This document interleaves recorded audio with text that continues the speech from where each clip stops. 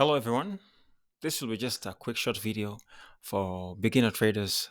And there's this question that I've always been asked and I've always seen almost everywhere. Whenever I go on X, whenever I go online, you'll just find some trader asking, what lot size should I use? And sometimes back, I used to laugh at this question, and I just remembered that me too, at some point during my beginning days in trading, I used to ask this question, and I never knew about this. So I'm going to be talking about it a little bit on how to help these traders on the lot size they can use.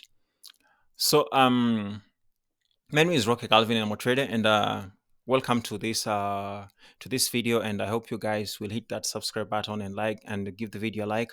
So without wasting time, let's get into it. What lot size should I use? This question, from my own perspective or my own point of view, this question is wrong. You're not supposed to be asking what lot size you're supposed to be using. It's about, this falls under risk management. The question should be, how much should I risk per trade? Now, how much you're risking will answer the lot size you're supposed to be using. And guys, this is it. For example, let me give you a good example here. Uh, let's assume I want to buy gold. I want to buy gold from this level. This is gold. I'm gonna give example with gold. So let's assume I wanna buy gold from that level. Okay, and I won't like this low here to be invalidated. So I'm gonna put my stop loss down there as a protection. Then maybe I'm gonna be targeting 1 to 2 hour. Okay, just something like that. Fine, right? So the amount of lot size you're supposed to be using here depends on the amount of risk you are willing to risk on this trade. For example, your entry is going to be here, and all the way down here is going to be your stop loss. So this is around, you're going to be risking around, let's say 10 pips. Let's say 10 pips. Okay. So if you're risking 10 pips on gold, and this is what you're going to be using for calculating the risk and the lot size. So for example, you go to our website. For example, we have a lot of websites that offer risk calculation, and there's another means of calculating risk without going to to these sites that give risk calculation or risk calculator websites. But I often prefer you don't do it manually, because there's another means of doing them manually, and I don't want to be to work on a specific, or to work with a specific risk calculator website. So I want you to go online right now and just type risk calculator. Okay, just type risk calculator. For example, if you're trading gold, just type risk calculator for gold. So when you type risk calculator for gold, you'll have a variety of uh, of uh, of websites that give that risk calculation, and you're going to be choosing from which one you want to be using. For example, we have my FX book. We also have baby peeps. We have FX verify. There's so much of them. Okay, and when you go into that site, you're going to find the currency pair. So you're going to select the currency pair that you want. For example, on that list, you'll see a currency pair. So you're going to select, if it is gold you want to calculate risk from, just select gold, that is XAUUSD.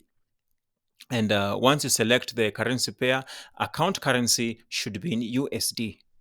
That is, if you're trading based on, because you see this account here is on USD, and the majority of trading accounts are based on USD. So ensure that it is on USD. But if it is on Euro or GBP, make sure that they do match, because if you use a different currency, that will give you different, because those currency, they have different price fluctuation and price tags. So apart from that, you'll see a place also written account size. So for example, if you're trading a 10,000 USD account or a 5,000 USD account, just write there a 10,000 USD account. Then risk ratio is how much are you willing to risk on this trade based on that 10,000 USD account size. So most of the time, let's talk about 1%. You want to risk 1%, or maybe you can swap with money. Swapping with money meaning that you want to use the amount of money you're willing to risk. So when you click swap with money, it's gonna change from percentage to the guys. Whatever I'm explaining this, hoping that you have already opened the way I told you guys to just Google any risk calculator of I have no affiliation with any of these websites that offer risk calculation. So whatever the information I'm saying here, this is I'm expecting or hoping that you already have that in place. So the way I've been giving the information, for example, when you go to, for example, my FX book, and we select, for example, currency pair XAUSD.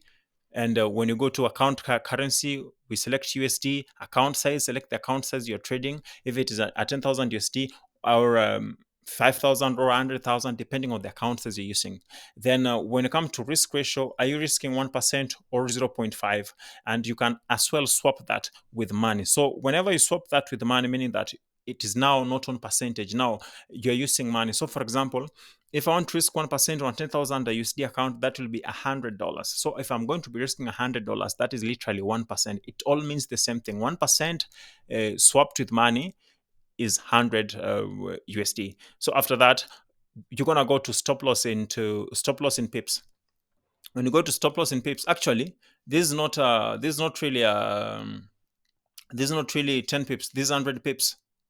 Okay, there's a difference between. There's another topic maybe we'll discuss another day about pips and points. So when, for example, here you see your stop here, these are 10.26. So don't go and just put 10.26. Depending, and also remember, this will depend on the trade lot size that is given by your broker. Okay. So if it is zero, most of the time with gold, it is 0.001. Most of the time by default. You just put there, for example, you just put it there. But now you're going to be putting 100 instead of 10.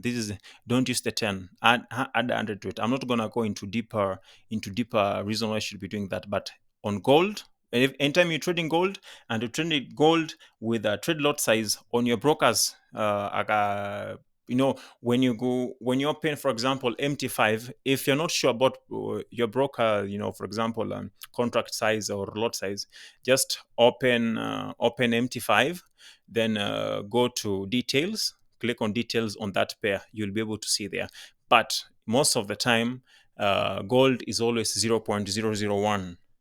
Like always. I've never seen a broker or even with the pro firms who use anything different than that. So if it is 0.001, use this 10. So use 100 instead of 10. If your stop loss is, for example, let's say 6, use 60 instead of 6. Just add 0 to that.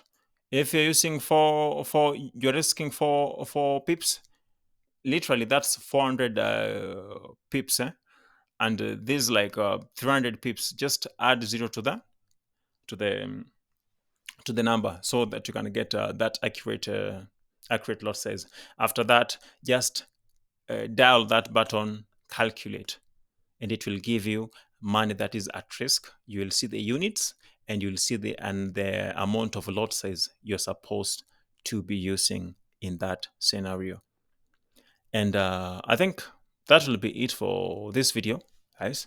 Hope this one will help you or will answer the question, what lot size should you use?